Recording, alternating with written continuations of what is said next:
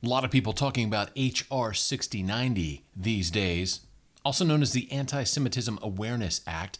This bill was passed by the U.S. House of Representatives on May 1st. Here's why it is a terrible, convoluted, and unconstitutional bill. Number one, the bill never actually defines anti-Semitism. Instead, what this act does is direct the reader to a quote-unquote working definition from a third-party site. So right off the bat, the bill never provides a clear definition for what anti-Semitism is. And the third-party definition it refers to isn't even set in stone. It could be totally different tomorrow than it is today. Number two, this bill is incredibly vague with its language. It starts off by saying that the point of the bill is to provide for the consideration of a definition of anti-Semitism. So in other words, it does not say that the government's going to use this working definition across the board. Instead, the language of the bill says the government will consider that definition. It's kind of like me saying, you know what, I'm going to consider cashing in my life savings to buy a Lamborghini. It's not going to happen, but I'm going to consider it. Or if I were to say, I'm going to consider the theory that the grass is blue and the sky is green.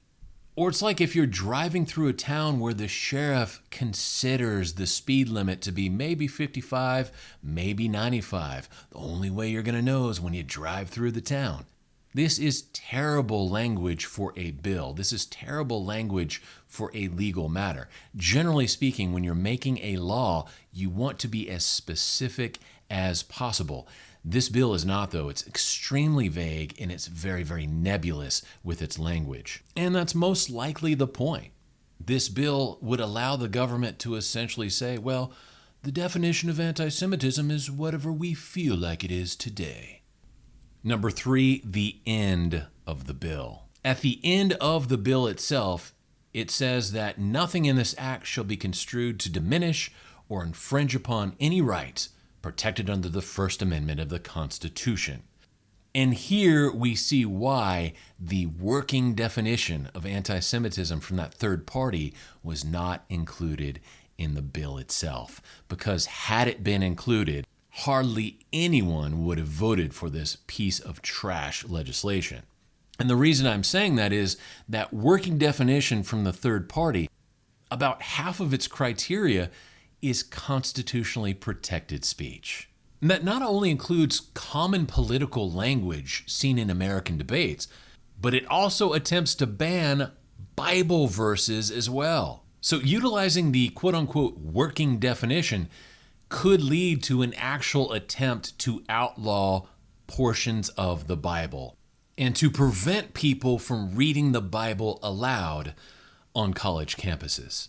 It is absolutely insane that it's come to this point, that we now have anti-Bible bills rolling through Congress. And that's why the bill never spells out what its definition of anti-Semitism is.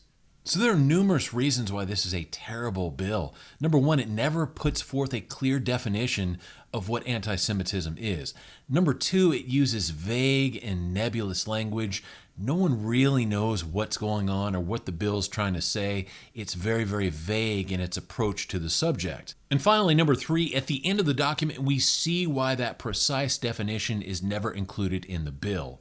Because the working definition that it relies upon attempts to ban political speech in America, and even worse, attempts to ban Bible verses as well. So it's a good idea to contact your 2 U.S. senators and let them know they need to vote no on the anti-Bible bill, otherwise known as H.R. 6090.